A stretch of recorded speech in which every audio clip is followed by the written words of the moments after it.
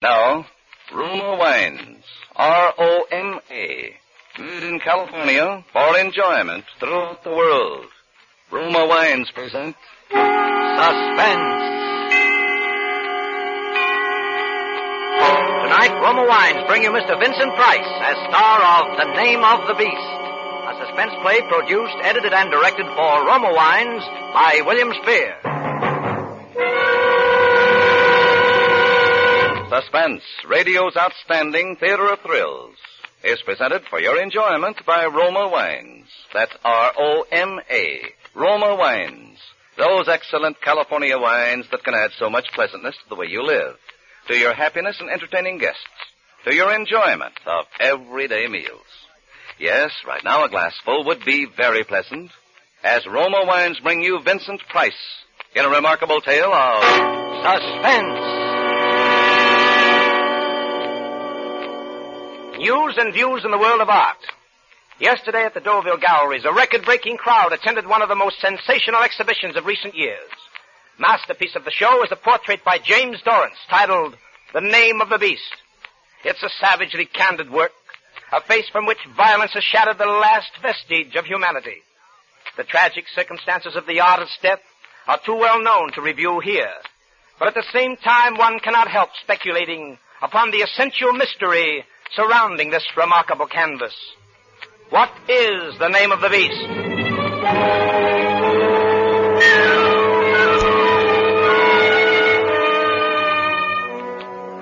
The name of the beast was Krebs, Elmer Krebs. I found him in an evil waterfront dive, took him to my studio, and made the first sketch for the portrait that night. I gave him money, and he promised to return the next day. When he didn't show up, I went in search of him. He wasn't hard to trace. My search came to an end in a squalid room of a waterfront hotel. Come in. He didn't look up when I entered the room, but continued to sit there on the sagging, dingy bedstead, holding his head in his hands and gently moaning. I crossed the room and raised the blind to let in the daylight. Then I saw it. Blood. On his hands, on his shirt front, in his hair and beard. A horrible, sticky mass of blood.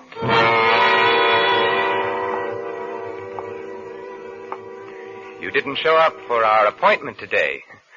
I'm the painter you met last night, remember? You were going to sit for a portrait. What do you want? You want your money back? Certainly not. I want to finish my painting. I want you to come back to the studio.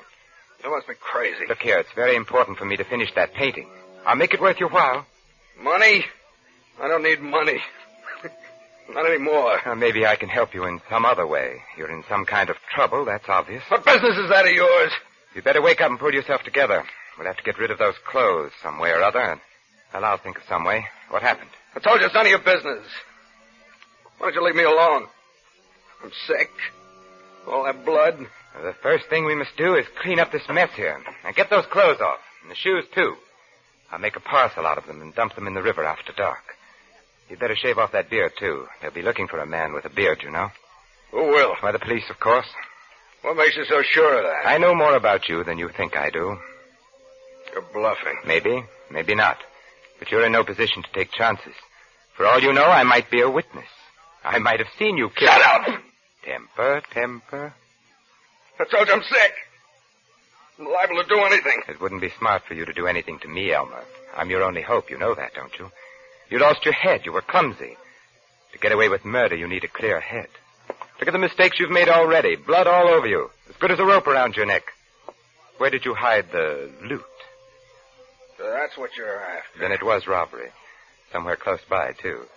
Couldn't have gone far with all that blood on you without attracting attention. Well? It was in a shop, I imagine. That means they probably won't find the body till Monday morning. What's all this third degree? You with the police? On the contrary, Elmer. I'm going to save you from the police. Huh? I told you. I want to finish painting that portrait of you. It don't make sense. All this just to paint some crazy picture. Ah, but what a picture, Elmer.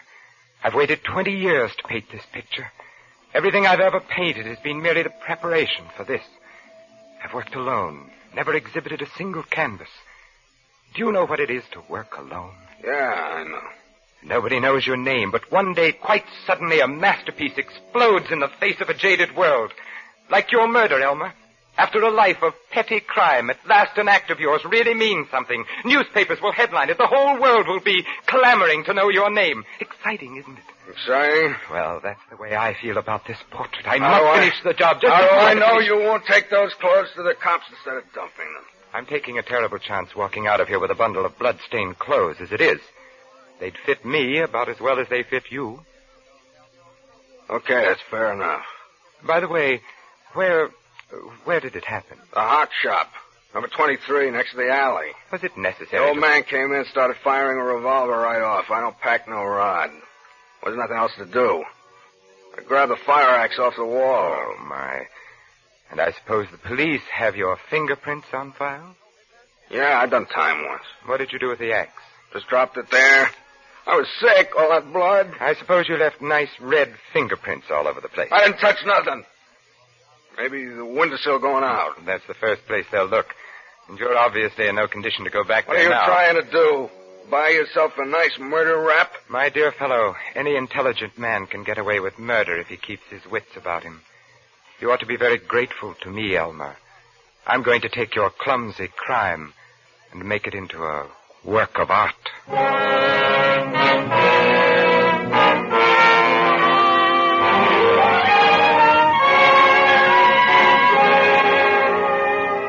For Suspense, Roma Wines are bringing you as star Vincent Price in The Name of the Beast by Robert Tallman. Roma Wines' presentation tonight in radio's outstanding theater of thrills, Suspense.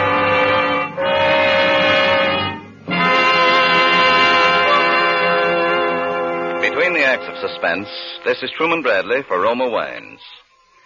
Yesterday, a happily married friend told me one of his favorite formulas for enjoying life. He said he never eats dinner while still burdened with the pressures of a busy day.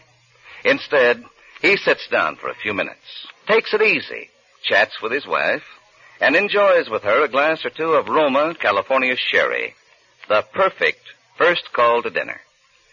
Yes, Roma sherry before dinner is a pleasant custom millions now share with family and friends.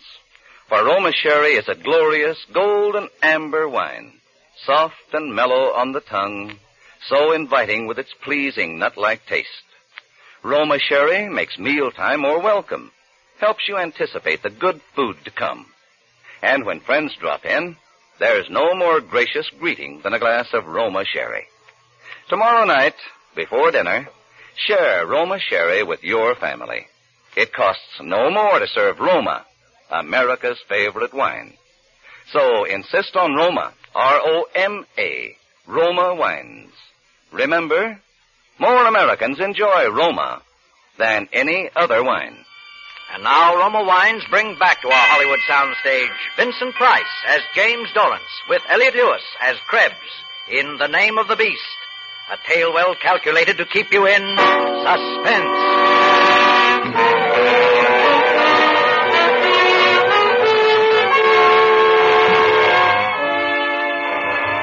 The shoes of the beast were just my size. I wore them when I went on my errand that night. It was fortunate I did. Getting into the place was simple. It was an old-fashioned lock, and the skeleton key to my studio fitted it perfectly. The shop bell jangled when I opened the door. I made my way quickly along the dark rows of counters to the rear of the shop. A pair of dusty portieres provided it from the back room. I pulled them to behind me and snapped on my flashlight. The body, or what was left of it, lay in a heap in the center of the room. The floor, well, it was lucky I hadn't worn my own shoes. There would be tracks out of that place, red tracks. The axe lay near the old man's head. I picked up the axe and carried it over to the sink. I washed off what I could and smeared out the prints with cotton gloves on my hands. Then I made a quick circuit of the room, taking in every surface. With the wet gloves, I smeared the prints on the safe handle, the windowsill, and the jimmy the murderer had so stupidly left behind him. Then I dropped the cotton gloves on the floor and left them there. No way to trace a pair of cheap cotton gloves. Now there was only one last thing to do. Walk around the block to dry the soles of those shoes and burn them in the stove when I got back to my studio. The handiwork of the beast would remain, but the name of the beast had been expunged.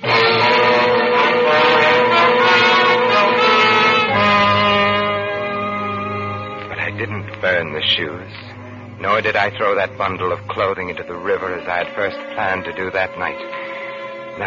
No. This would be an authentic portrait of a murderer in the very blood-stained garments of his crime.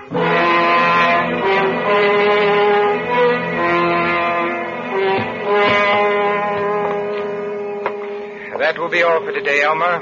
How much longer does this go on? Until the painting is finished. You can't set a time limit on the completion of a masterpiece, you know.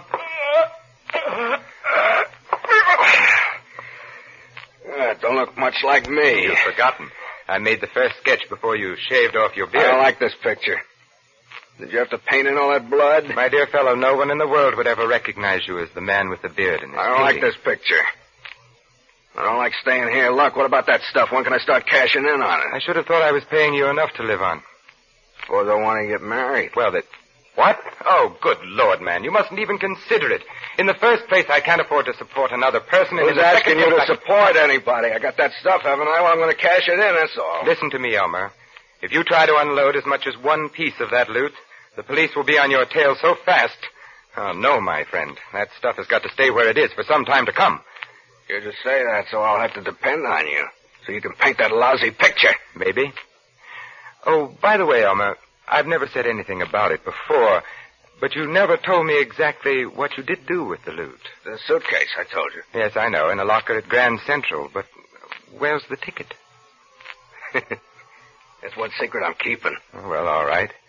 But you will promise me not to unload those jewels. Not for a while, She keeps asking me, when are we going to get married? What am I going to tell her? Oh, by the way, who is the lucky lady? Jeannie. Her name's Jeannie Baker. Hey, wait a minute, though. She don't know anything about me. Not anything. If I ever catch you talking to her, so help me, I'll kill you.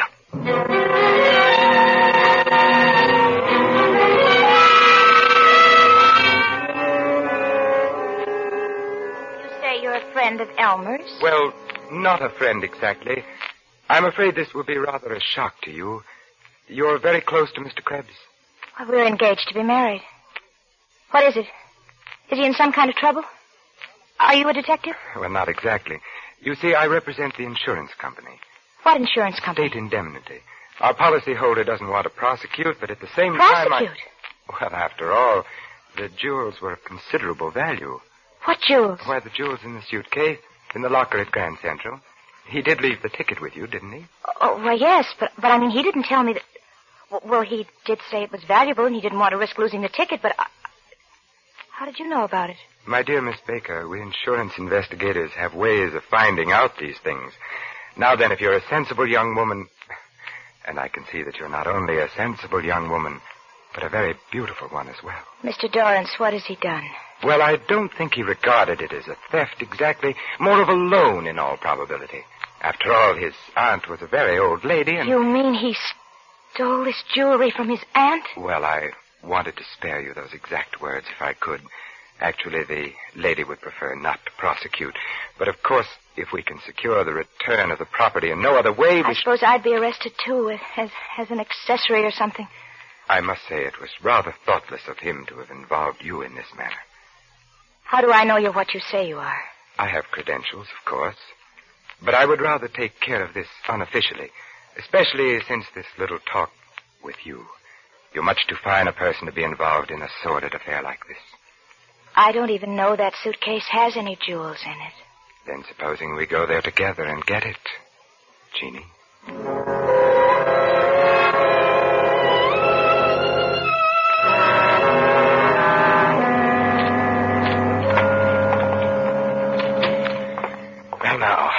Now, let's have a look. How are we going to... Well, I think I have a key here that'll open it. There. What? Those must be worth a fortune. Yes, they are, Miss Baker. Do you understand our concern? Yes. Close it up. I don't want to look at it anymore. I'd like to have spared you this. You understand, of course, that I wouldn't dream of prosecuting. Not now that I've met you. I don't know how to thank you, Mr. Dorrance. This is such a shock to me. How could he? How could he? There. You're not the first innocent girl to be deceived by an unscrupulous fellow like that.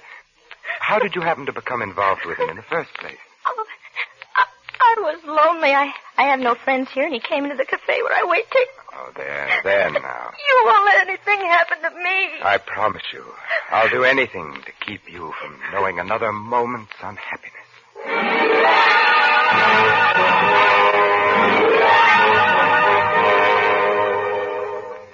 That night I worked feverishly, like a man possessed. But as I worked, an uncanny change came over the man in the portrait. There was something about it, something that terrified and at the same time fascinated me. Yet the more I tried to make it come right, the less it really looked like Krebs. I began to regret I had had him shave his beard, in spite of the risk involved. Being clean-shaven altered a man's appearance more than I thought. But that wasn't the real difficulty. The real trouble was Jeannie Baker. How could she ever have loved a beast like Krebs? A girl so gentle, so lovely. I tried not to think of her. But the image of Jeannie stood between me and the canvas, and the painting just would not come right. And as Krebs sat there sullenly posing for me, his eyes began to grow more and more cunning and suspicious, as though he could actually read my thoughts. He would jump up every time I laid down my brush and circle the portrait like an infuriated animal, until finally, around 4 a.m, he dropped off to snoring. I let him stay there. In the dawn light, I looked at the picture for the last time and draped the easel to shut it out of my sight. My masterpiece, for which I had become accessory after the fact of one murder and sowed the seeds of a second, was, I knew it now deep in my heart, a failure. I was obsessed now with only one resolve, to prevent the second murder, which by some instinct I knew was in Krebs' mind. At whatever cost to myself, no harm must come to Jeannie.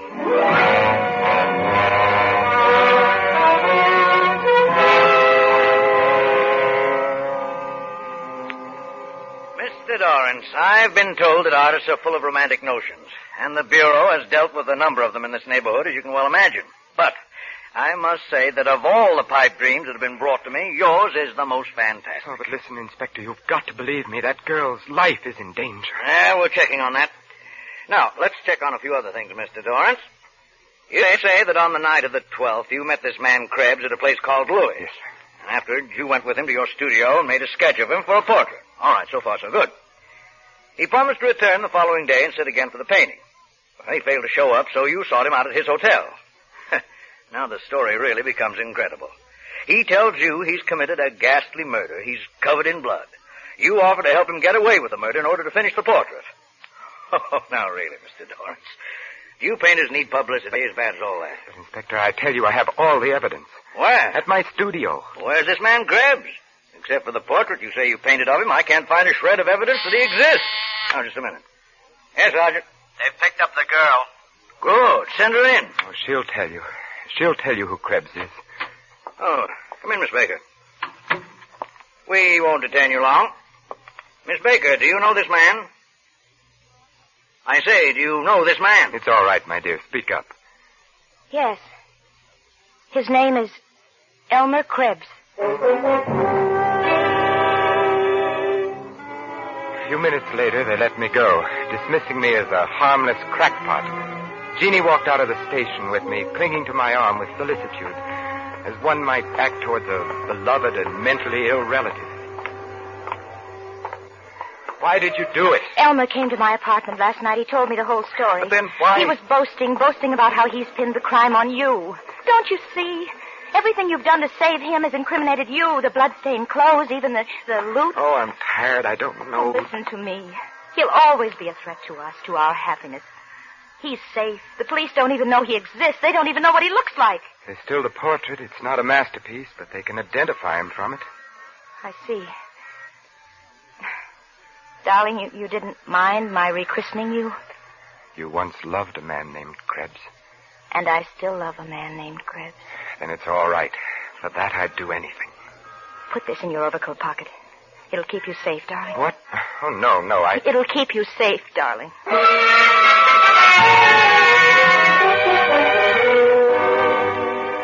He was there in my studio when I got in that evening, waiting for me.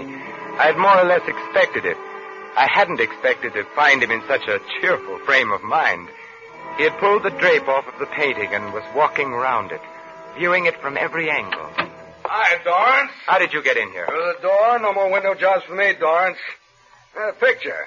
How about that? Got a new model, huh? What? The picture? Oh, it's no good. By the way, it's finished now. You won't need to come here anymore. You don't say. I'll get you the suitcase. I suppose it'll be safe for you to cash that stuff. I already found the the suitcase, Dorrance. Oh? Well, take it along with you then. It's over there on the table. I opened it up. Well, You think I'd take it without checking on the contents? what are you talking about? What'd you do with the rocks, Dorrance? Rocks? You took the rocks, the jewelry. There's nothing left there but the settings, a pile of junk. Listen, Krebs, I swear I never opened that suitcase but once, just after we took it out of the locker. She's in it with you. Listen, Krebs, you can think whatever you want to about me, but keep Jeannie out of it. I keep Jeannie out of it? That's a laugh. I mean what I say. Krebs, where are you going? To her place. If she has those rocks, I'm going to get Krebs, her. come back here. Got a job to do. Krebs, if you go out of that door, I warn you. All right.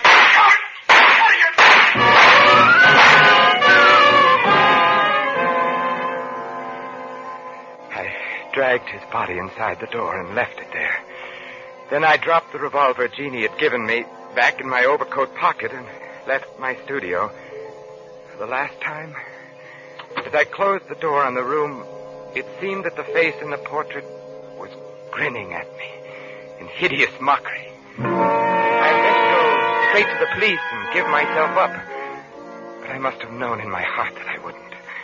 Instead, I walked, and my feet took me almost against my will to the house on Grove Street, the house where Jeannie lived. I had roused her from sleep, and she seemed rather cross. What's the big idea, barging in here this time of night? I had to see you, Jeannie. Well, That was an unlucky name you gave me, Jeannie. what's happened?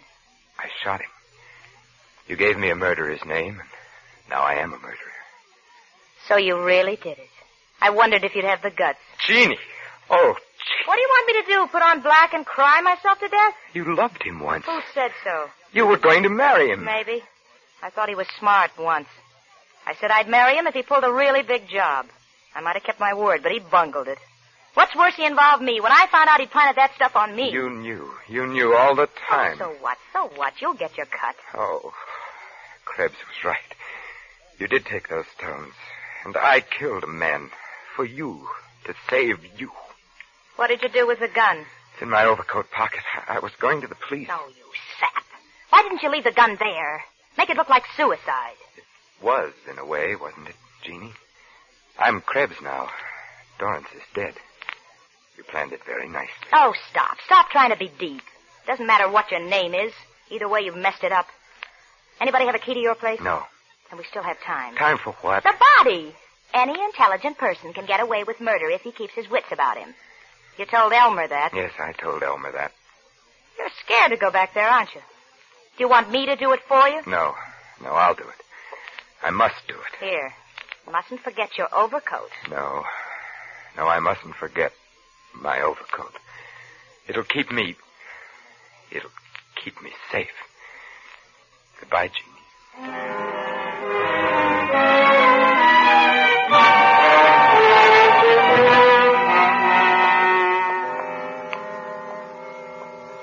Two stiffs. What a shambles. Looks as if he shot this guy and then bumped himself off. Who are they? I don't know the other one. This is the guy that came into headquarters Saturday. You know, the artist. Huh? Well, there must have been something to his story after all. Here's a note he left. You see. Dear Inspector, the portrait I told you about is standing on the easel facing the window so you can see it in the light. James Dorrance. I guess this must be it here. He said it identified the murderer. Is it a good likeness? Gee, I don't know. You look at it. Why, that's a woman. Yeah, it's that dame we picked up. The little waitress.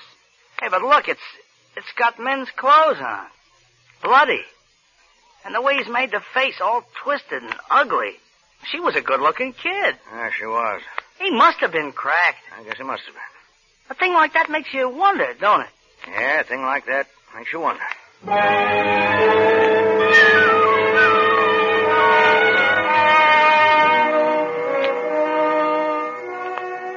The discerning art lover will recognize Dorrance's painting as more than a mere portrait. It's the human soul stripped naked, and its dark and deep and secret places shown in all their morbid, brooding fascination. But still one cannot help wondering, what is the name of the beast? Did the woman in the portrait exist, or was she only the creature of the artist's fevered imagination? Our only clue is in a quotation which the artist caused to be printed in the exhibition catalog. And he causeth all to receive a mark in their right hand or in their foreheads, and that no man might buy or sell, save that he had the mark, or the name of the beast, or the number of his name. Let him that hath understanding count the number of the beast, for it is the number of man.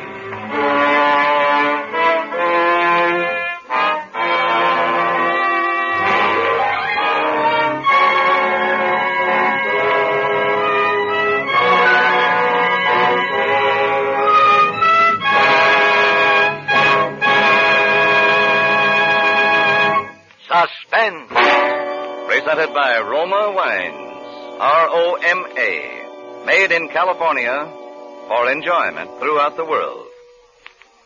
Before we hear again from Vincent Price, the star of The Name of the Beast, tonight's suspense play, this is Truman Bradley for Roma Wines with a tip for you men. Every wife loves surprises, little unexpected deeds that reflect thoughtfulness. So tomorrow night, boost your stock with her. Solve her problem of how to brighten weekend dining. Add to your own mealtime pleasure, too. Take home a bottle of delicious Roma California Burgundy. One sip will convince you both that red, robust Roma Burgundy is the perfect table mate for stews, spaghetti, or baked beans. For Roma Burgundy brings out hidden flavors, adds rare goodness to every morsel. Yes, gentlemen, Roma Burgundy can make a hero of you on 2 counts. For being thoughtful and for solving a mealtime problem. And Roma Wine, America's first choice, costs no more than ordinary wines.